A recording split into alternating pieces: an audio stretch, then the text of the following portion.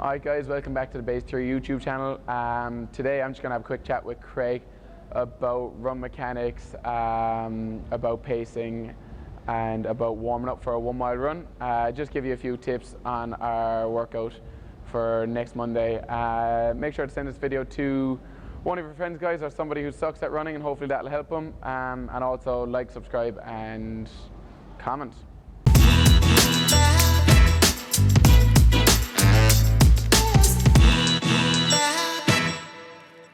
Big bad Rowan and Craig, what's going on? All good, buddy. How are you?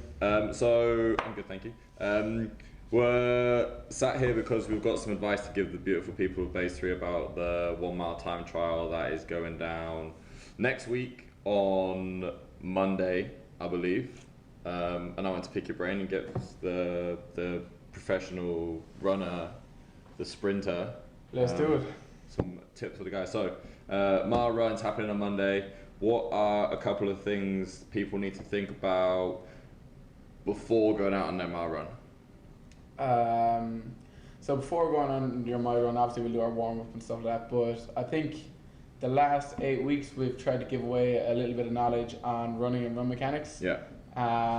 And we've each week given a little bit of something different. So I think if I was to give a small bit of insight, I think maybe just 3 things that we ran through in the last few weeks would be: keep the head up so that you're always looking at the horizon. A lot of people tend to run looking at the floor, so head up looking at the horizon. That's going to help your posture massively.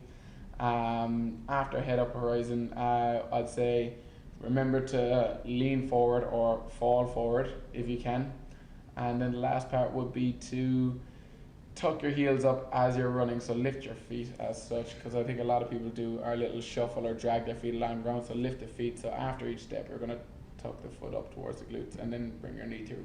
I think as well as people falling forwards, one thing you told me about trying to push the hip forward as you run as well, because people falling forward, they often try and bend at the hip, so they're hinged trying to run, whereas you want to stay in a straight line and lean into it, so keep the hip open as well. So that would be technique for the run. What about any advice on pacing or what to think about the approach of the actual execution of the run? Alright, so once your warm-up's done, you have everything done, 3, 2, 1, go. You're looking at a mile, so you probably want to break that up into different segments. For the first, different segments, you have a first half and a second half, and what we want is a negative split. Okay. And that's a sign of a really smart, intelligent runner that can run a negative split, which means... Like me. Just like you. Yeah. Which means basically you're going to run your second half faster than your first half. Yeah. So you're going to go for your first half of your run. Never happens. 0 times. I've never done that. Ever done that. Ever. 0. Never. Anyway, run your first half slower than your second half. So first half, what you want is you're probably going to be feeling good at the start of the mile. There's been a bit of a build up. There's a lot of people in the class queue. There's loud music playing. You're probably hyped up. You've probably got a little bit of adrenaline. So just make sure to relax. First half of the mile, relax. I wouldn't say take your time. You still got to go, but don't push too hard. You should hopefully know your running paces a little bit from the running work we've done the last while and know how long the mile is. And then, just try to stay relaxed for the first half of that run.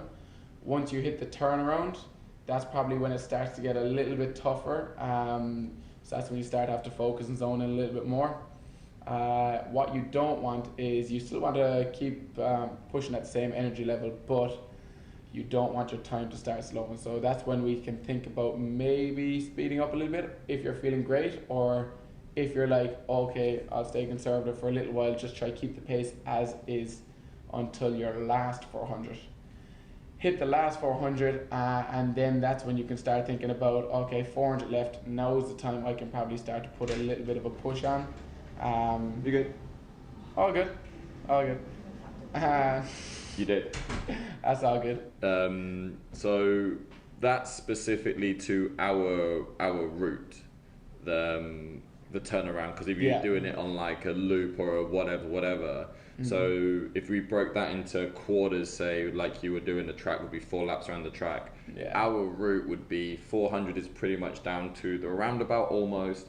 then up to the hill to the turnaround would be your second 400. Yeah. 400 back down would be the roundabout. So your kick would kind of be when you come off the roundabout to come back up towards the building again. Yeah, so as you're along that straight from the roundabout to the building, that's where you can kick, but don't kick too much. So that's not where you start your sprint. No. That's where you start to slightly increase your pace. Yeah, and that's my mistake, is whenever I come around the roundabout, I'm usually that leg after the roundabout is my slower one, because you're further into the run, there's some fatigue built up, I've probably started too hard, and you start to approach. There's a little bit of an incline as you come up the hill, but you don't want to kick too soon. So is it kind of like as you break the corner, that's your last, I'd say 200 when you get around the front of the building? Yeah. That's when you want to start opening up. Yeah, definitely. So like on your last 400, don't think, oh, now it's time to open up. That's too far to sprint. So that's when you're like, okay, I've got 400 left. This is where it's hurting, but you've got to, that's when you're going to have to start putting in the really hard work. And when you run with people, so if you're like doing a mile and there's say 10 people in the class and you know you're of a similar pace, that can be an advantage to some people of being able to pace up if they're not very comfortable with their own. I know you're really good at, which is annoying for me, is kind of sitting right on my tail until you get about halfway home and then open up. Why do you do that?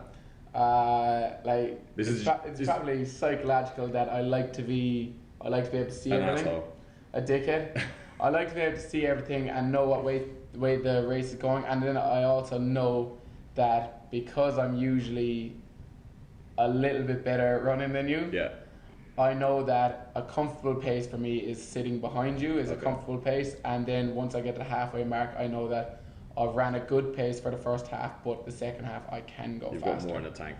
Yeah. For your negative split. Yeah, so I think I always get a negative split when I run with you, because I try. Craig's pace out, Rowan's pace back. Yeah, and then as well, I think this one might be psychological, but like draft factor.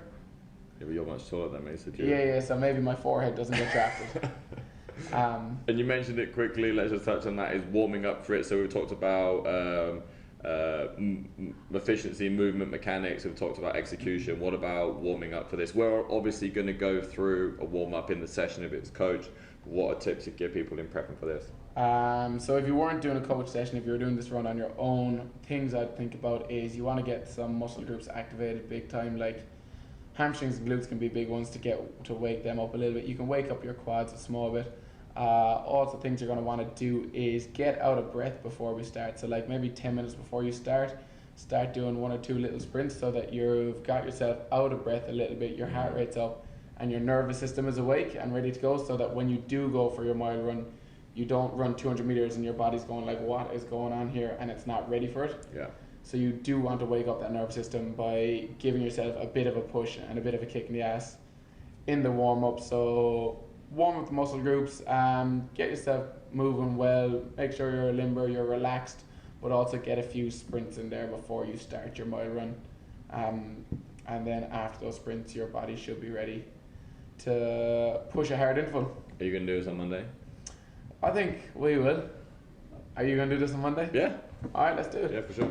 Alright, let's go Monday. I'm going to shut you down. Go for it. Alright. Yeah, we're here this on Monday. Any last bits of wisdom to impart on the beautiful people of Base 3? Run fast. Run fast. Don't be slow. Enjoy.